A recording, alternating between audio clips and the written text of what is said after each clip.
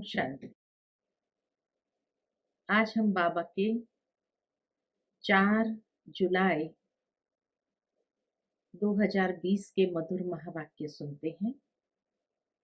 आज की मुरली में बाबा ने हम बच्चों को विशेष शिक्षा यही दी है कि बच्चे, तुम्हें अपनी कर्मेंद्रिय के ऊपर बहुत ध्यान देना है।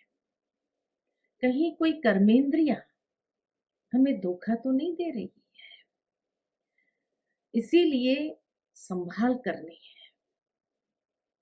साथ ही साथ बाबा ने कहा कि एक आदत कभी हमें अपने जीवन में आने नहीं देना है। और वो आदत कौन सी है? वो आदत है कि कोई भी चीज छिपा करके, चाहे आसक्तिवश कोई भी चीज खाने की हो, पहनने की हो, या कुछ अपने आप में एक स्वार्थवश कोई चीज हो, तो छिपा करके न कोई चीज उठानी है, न स्वीकार करनी है, न छिपा करके मन के अंदर भी कोई बात रखनी है। कोई भी ऐसी बात हो तो भी बाबा को सुना देना है। तो बाबा की आज की शिक्षा भरी मुरली हम सभी सुनते हैं। ओम शांति। मीठे बच्चे, ऊंच बनना है तो अपना पोता मिल रोज देखो। कोई भी कर्मेंद्रियां धोखा न दे। आंखें बहुत धोखेबाज है, इसमें बहुत संभाल करो। आंखें बहुत धोखेबाज है, उसमें संभाल करो। प्रश्न है, सबसे बुरी आदत कौन सी है? उनसे बचने का उपाय क्या है? उत्तर है, सबसे बुरी आदत है जबान का स्वाद। कोई अच्छी चीज देखी तो छिपा कर खा लेंगे। छिपाना अर्थात चोरी। चोरी रूपी माया भी बहुतों को नाक कान से पकड़ लेती है। इससे बचने का साधन, जब भी कहाँ बुद्धि जाए तो खुद ही खुद को सजा दो। बुरी आदतों को निकालने के लिए अपने आप को खूब फटकार लगाओ। तो ये उपाय बाबा ने हर एक को दिया, जो हमें प्रैक्टिकल जीवन के अंदर आत्मसात करना है। ओम शांति। आत्म अभिमानी होकर बैठे हो, हर एक बात अपने आप से पूछनी होती है। हम आत्म अभिमानी हो बैठे हैं और बाप को याद कर रहे हैं। गाया हुआ भी है शिव शक्ति पांडव सेना। यह शिव बाबा की सेना बैठी है ना। उस जिस्मानी सेना में सिर्फ जवान होते हैं, बूढ़े व बच्चे आदि नहीं। इस सेना में तो बूढ़े, बच्चे, जवान आदि सब बैठे हैं। यह है माया पर जीत पाने के लिए सेना। ये सेना है, ये एक रूहानी सेना, माया पर जीत पाने की सेना। हर एक को माया पर जीत पाकर बाप से बेहद का वर्षा लेना है। बच्चे जानते हैं माया बड़ी प्रबल है। कर्मेंद्रियां ही सबसे जास्ती धोखा देती है। चार्ट में यह भी लिखो कि आज कौन सी कर्मेंद्रिय ने धोखा दिया। आज फलाने को देखा तो दिल हुई इनको हाथ लगाए, यह करे। आंखें बहुत नुकसान करती है। हर एक कर्मेंद्रिय देखो कौन सी कर्मेंद्रिय बहुत नुकसान करती है। सूरदास का भी इस पर मिसाल देते हैं। अपनी जांच रखनी चाहिए। आंखें बहुत धोखा देने वाली है। अच्छे अच्छे बच्चों को भी माया धोखा दे देती है। बल सर्विस अच्छी करते हैं, परंतु आंखें धोखा देती है। इस पर बड़ी जांच रखनी होती है, क्योंकि दुश्मन है ना, हमारे पद को भ्रष्ट कर देती है।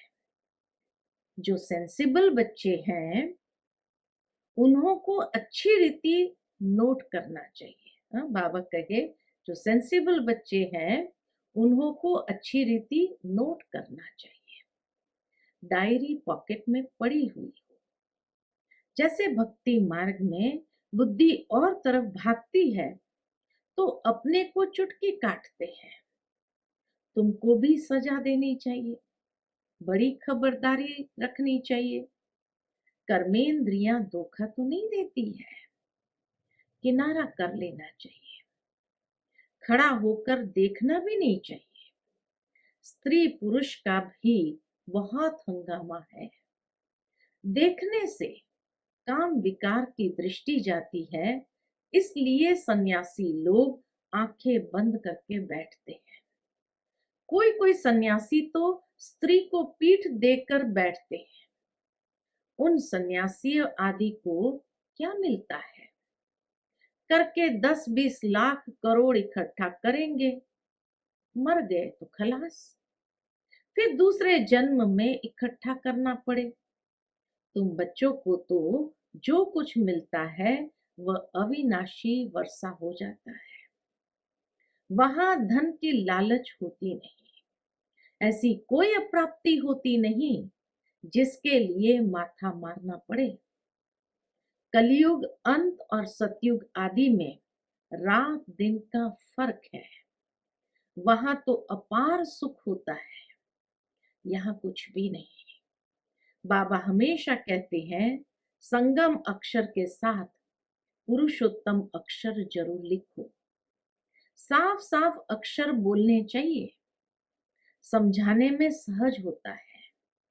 मनुष्य से देवता किए करत न लागी बार, तो जरूर संगम पर ही आएगा ना देवता बनाने, नरकवासी को स्वर्गवासी बनाने। मनुष्य तो घोर अंधियारे में है, स्वर्ग क्या होता है पता ही नहीं, और धर्म वाले तो स्वर्ग को देख भी नहीं सकते। इसीलिए बाबा कहते हैं तुम्हारा धर्म बहुत सुख देने वाला है, उनको कहते हैं ही हेवन। बाबा कहे उनको कहते हैं हेवन, परंतु यह थोड़ी समझते हैं कि हम भी हेवन में जा सकते हैं। किसको भी पता नहीं है, भारतवासी ये भूल गए हैं। हेवन को लाखों वर्ष कह देते हैं, क्रिश्चियन लोग खुद कहते हैं 3000 वर्ष पहले हेवन था। लक्ष्मी नारायण को कहते ही है गॉड गॉडेस, जरूर गॉड ही गॉड गॉडेस बनाएंगे, तो मेहनत करनी चाहिए। रोज अपना पोता में देखना चाहिए कौन सी कर्मेंद्रिय ने धोखा दिया। आज बाबा हम बच्चों को अपनी कर्मेंद्रिय के ऊपर सावधान करते हैं। जबान भी कोई कम नहीं है, कोई अच्छी चीज देखी तो छिपाकर खा लेंगे, समझते थोड़ी है कि यह भी पाप है। चोरी हुई ना, सो भी शिव बाबा के यज्ञ से चोरी करना बहुत खराब है। कख का चोर सो लख का चोर कहा जाता है। बहुतों को माया नाक से पकड़ती रहती है, यह सब बुरी आदतें निकालनी है, अपने पर फटकार डालनी चाहिए। जब तक बुरी आदतें हैं तब तक ऊंच पद पा नहीं सकेंगे। स्वर्ग में जाना तो बड़ी बात नहीं है, परंतु कहाँ राजा रानी कहाँ प्रजा, स्वर्ग में तो जाएंगे, लेकिन मुख्य है कि कौन सा पद मिलता है स्वर्ग में। तो बाप कहते हैं कर्मेंद्रिय की बड़ी जांच करनी चाहिए, कौन सी कर्मेंद्रियां धोखा देती है, वो तामिल निकालना चाहिए। व्यापार है ना, बाप समझाते हैं मेरे से व्यापार करना है, ऊंच पद पाना है तो श्रीमत पर चलो। बाप डायरेक्शन देंगे, उसमें भी माया विघ्न डालेगी, करने नहीं देंगी। बाप कहते हैं ये भूलो मत, गफलत करने से फिर बहुत पछताएंगे, कभी ऊंच पद नहीं पाएंगे। अभी तो खुशी से कहते हैं हम नर से नारायण बनेंगे, परंतु अपने से पूछते रहो कहाँ कर्मेंद्रियां धोखा तो नहीं देती है। अपनी उन्नति करनी है तो बाप जो डायरेक्शन देते हैं उसे अमल में लाओ। सारे दिन का पोतामिल देखो, भूले तो बहुत होती रहती है, आंखें बड़ा धोखा देती है। तरस पड़ेगा, इनको खिलाऊं, सौगात दूं, अपना बहुत टाइम वेस्ट कर लेते हैं। माला का दाना बनने में बड़ी मेहनत है, अष्ट रत्न है मुख्य, 9 रत्न कहते हैं, एक तो बाबा, बाकी है 8। एक तो शिव बाबा बीच में, बाकी है 8। बाबा की निशानी तो चाहिए ना बीच में। कोई ग्रहाचारी आदि आती है तो 9 रत्न की अंगूठी आदि पहनते हैं। इतने ढेर पुरुषार्थ करने वालों से 8 निकलते हैं पास विद ऑनर्स। 8 रत्नों की बहुत महिमा है। देह अभिमान में आने से कर्मेंद्रियां बहुत धोखा देती है। भक्ति में भी चिंता रहती है ना, सिर पर पाप बहुत है, दान पुण्य करे तो पाप मिट जाए, है ना। तो बाबा देखो आज युक्ति भी बताते हैं कि कर्मेंद्रियां जब धोखा देती है, पाप होता है, तो पहली युक्ति जो बाबा ने बताई है कि बच्चे लिख करके बाबा को दे दो सच्चाई से। जब लिख करके बाबा को दे देते हैं और फिर प्रतिज्ञा करते हैं कि आगे कभी उसको दोहराएंगे नहीं, तो आधा माफ होता है। फिर दूसरा बाबा कहते हैं बाकी जो आधा रहा तो भी पाप बहुत है, तो उसके लिए बाबा कहे दान पुण्य करो। मतलब दान करने से जब दूसरों को उसका सुख मिलता है तो उसके अंदर से जो दुआएं मिलती है वो दुआएं और भी उसको हल्का करती है। बाकी जो रहा उसको फिर योग की शक्ति से हल्का कर सकते हैं। तो ये विधि बाबा ने 3 बताई है कि कैसे अपने पापों को हमें समाप्त करना है। तो बाबा कहते हैं सिर पर पाप बहुत है, दान पुण्य करे तो पाप मिट जाए। सतयुग में कोई चिंता की बात नहीं, क्योंकि वहां रावण राज्य ही नहीं। वहां भी ऐसी बातें हो फिर तो नर्क और स्वर्ग में कुछ फर्क ही ना रहे। तुमको इतना ऊंच पद पाने के लिए भगवान बैठ पढ़ाते हैं। बाबा याद नहीं पड़ता है, अच्छा पढ़ाने वाला टीचर तो याद पड़े। अच्छा भला यह याद करो कि हमारा एक ही बाबा सतगुरु है। मनुष्य ने आसुरी मत पर बाप का कितना तिरस्कार किया है। बाप अब सब पर उपकार करते हैं, तुम बच्चों को भी उपकार करना चाहिए। किसी पर भी अपकार नहीं। अपकार माना कोई भी प्रकार से कुदृष्टि ही नहीं, अपना ही नुकसान करते हैं। मानो किसी के ऊपर भी कुदृष्टि हुई, चाहे आसक्तिवश लगाव के कारण, चाहे नफरत के कारण, बुराई को लेकर के, तो भी बाबा कहे अपना नुकसान करते हैं। ये भी एक प्रकार से अपकार है। तो हमें किसी के प्रति घृणा नफरत ये भावना भी नहीं रखनी है और न ही कोई आसक्ति वाली बात होनी चाहिए। दोनों ही रीति से नुकसान है, इसीलिए बाबा कहे अपकारी पर भी उपकार करो। वह वाइब्रेशन फिर दूसरों पर भी असर करता है। बाप कहते हैं बहुत बड़ी मंजिल है, रोज अपना पोता में देखो, कोई विकर्म तो नहीं बनाया। यह है ही विकर्मी दुनिया, विकर्मी संबंध। विकर्माजीत देवताओं के संबंध का कोई को पता नहीं। बाप समझाते हैं, विकर्माजीत संबंध को 5000 वर्ष हुए, फिर बाद में विकर्म संबंध शुरू होता है। राजाएं भी विकर्म ही करते रहते हैं। तब बाप कहते हैं, कर्म अकर्म विकर्म की गति मैं तुमको समझाता हूं। रावण राज्य में तुम्हारे कर्म विकर्म बन जाते हैं। सतयुग में कर्म अकर्म होते हैं, है ना। कलयुग के अंदर कर्म विकर्म हो जाते हैं, सतयुग में कर्म अकर्म हो जाते हैं। विकर्म बनता नहीं, सतयुग में विकर्म नहीं बनता है। वहां विकार का नाम ही नहीं है। यह ज्ञान का तीसरा नेत्र अभी तुमको मिला है। अभी तुम बच्चे बाप के द्वारा त्रिनेत्री त्रिकालदर्शी बने हो। मनुष्य कोई बना न सके, तुमको बनाने वाला है बाप। पहले जब आस्तिक हो तब त्रिनेत्री त्रिकालदर्शी बने। सारा ड्रामा का राज बुद्धि में है। मूल वतन, सूक्ष्म वतन, 84 का चक्र सब बुद्धि में है। फिर पीछे और धर्म आते हैं, वृद्धि को पाते रहते हैं। उन धर्म स्थापकों को गुरु नहीं कहेंगे। क्यों? क्योंकि गुरु तो सद्गति देने वाला होता है।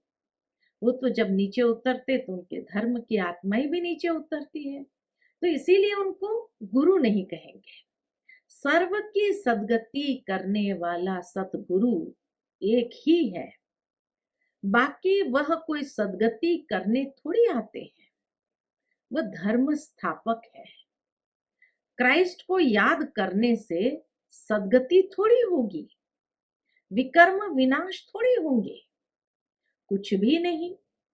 उन सबको भक्ति की लाइन में कहा जाएगा। ज्ञान की लाइन में सिर्फ तुम हो, तुम पंडे हो। सबको शांति धाम सुख धाम का रास्ता बताने। बाबा कहे, तुम पंडे हो, कहाँ के लिए? शांति धाम सुख धाम का रास्ता बताते हो। बाप भी लिबरेटर गाइड है। उस बाप को याद करने से ही विकर्म विनाश होंगे। अभी तुम बच्चे अपने विकर्म विनाश करने का पुरुषार्थ कर रहे हैं। अभी हम श्रेष्ठ कर्म के बल से और योग बल से विकर्मों को विनाश करने का पुरुषार्थ कर रहे हैं। तो तुम्हें ध्यान रखना है कि एक तरफ पुरुषार्थ, दूसरे तरफ विकर्म न होता रहे। पुरुषार्थ के साथ साथ विकर्म भी किया तो 100 गुना दंड हो जाएगा। जितना हो सके उतना विकर्म न करो, नहीं तो एडिशन भी होगी, नाम भी बदनाम करेंगे। जबकि जानते हो भगवान हमको पढ़ाते हैं, तो फिर कोई विकर्म नहीं करना चाहिए। छोटी चोरी या बड़ी चोरी, पाप तो हो जाता है ना। ये आंखें बड़ा धोखा देती है। बाप बच्चों की चलन से समझ जाते हैं। कभी ख्याल भी न आए कि यह हमारी स्त्री है, हम ब्रह्मा कुमार कुमारी है, शिव बाबा के पुत्र हैं। हमने बाबा से प्रतिज्ञा की है, राखी बांधी है, फिर आंखें क्यों धोखा देती है? याद के बल से कोई भी कर्मेंद्रिय के धोखे से छूट, बाबा कहे, याद के बल से कोई भी कर्मेंद्रिय के धोखे से छूट सकते हैं। इतनी पावरफुल याद हो तो बाबा कहे कर्मेंद्रिय के धोखे से छूट सकते हैं। बड़ी मेहनत चाहिए।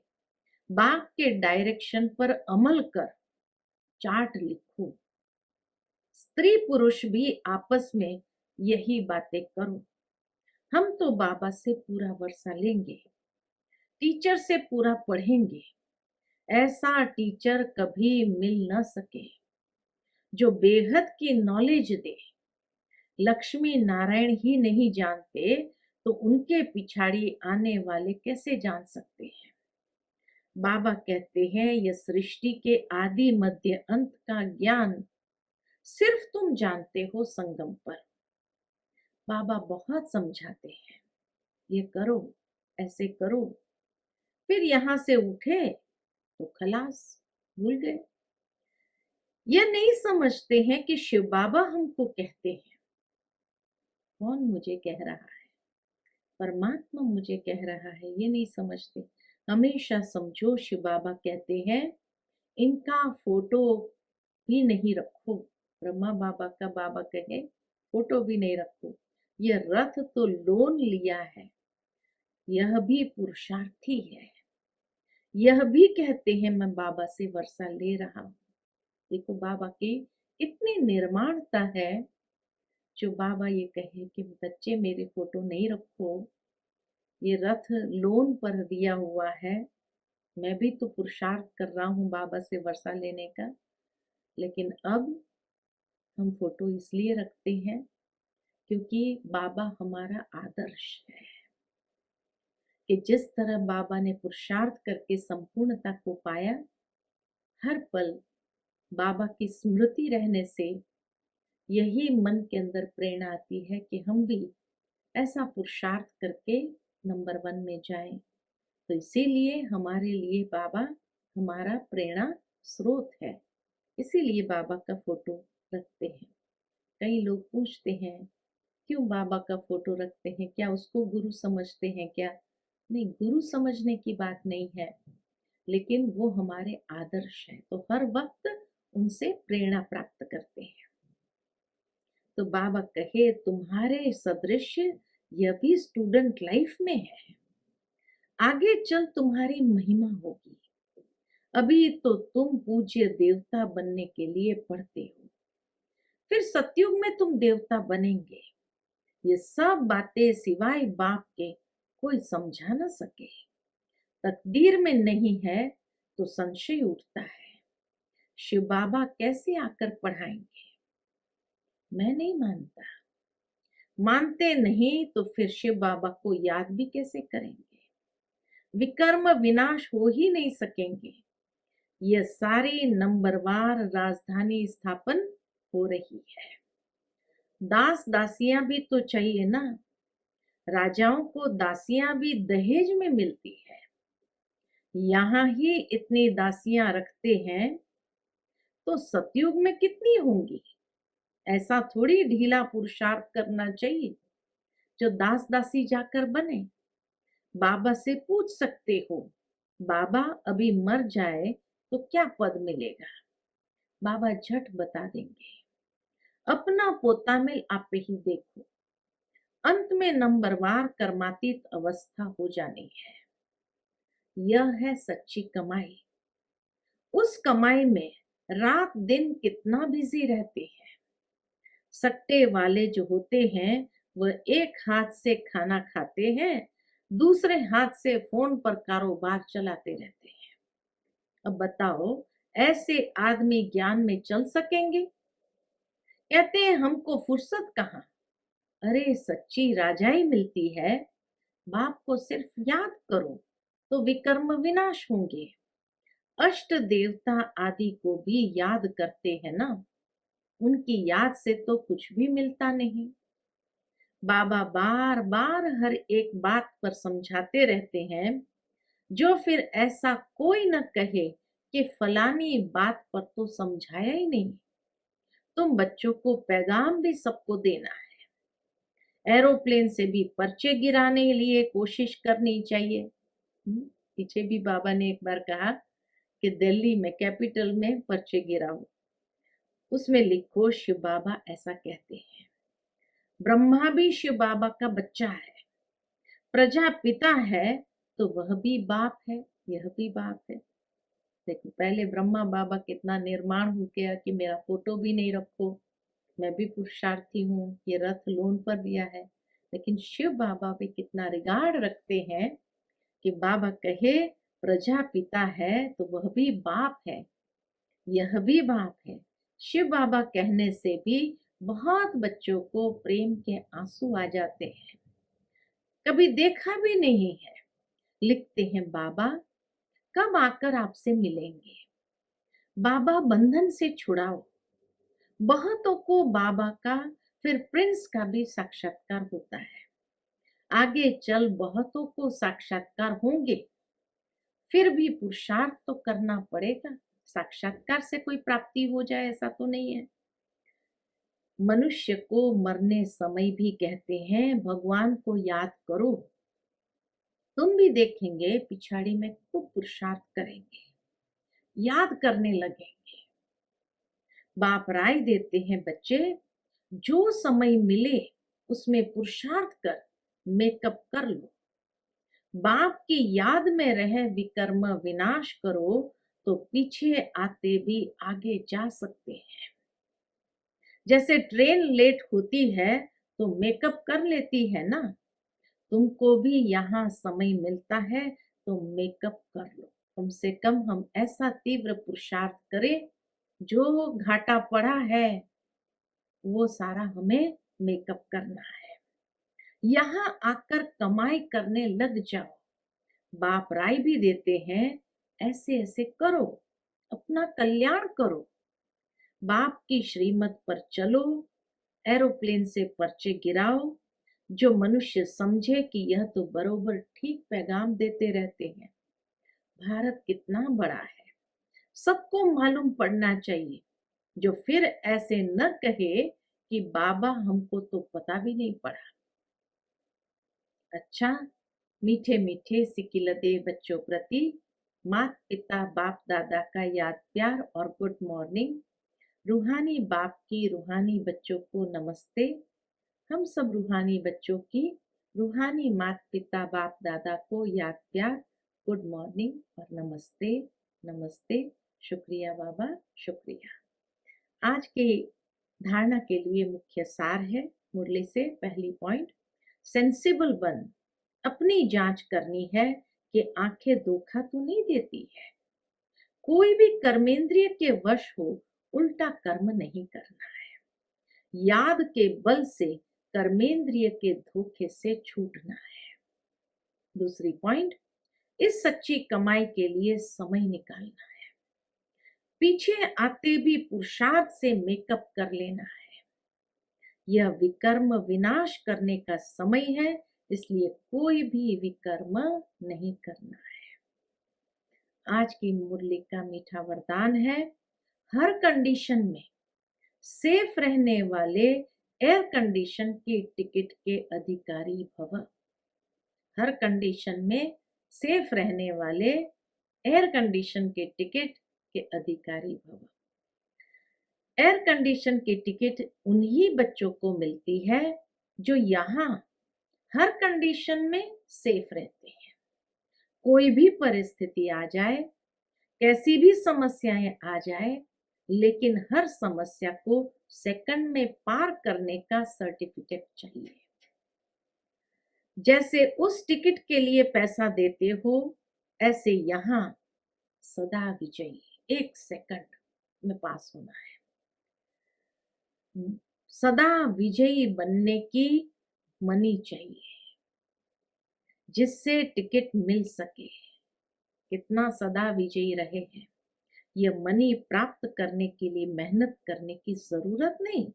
सिर्फ बाप के सदा साथ रहो तो अनगिनत कमाई जमा होती रहेगी। आज का स्लोगन है, कैसी भी परिस्थिति हो, परिस्थिति चली जाए लेकिन खुशी नहीं जाए, खुशी सदा बरकरार रहे। तो ये थे आज के बाबा के मधुर महावाक्य। और आज की मुरली से हम यही दृढ़ संकल्प करते हैं कि आज सारा दिन हमें अपने ऊपर इतना अटेंशन रखना है कि कोई भी कर्मेंद्रियां हमें धोखा तो नहीं देती है, उसकी जांच करनी है। और हर कंडीशन में अपने आप को सेफ रखना है, और कुछ भी हो जाए खुशी न जाए। Om Shanti. To watch Peace of Mind channel videos on YouTube, subscribe us on youtube.com/tvpeaceofmind. Just a click for a peaceful life.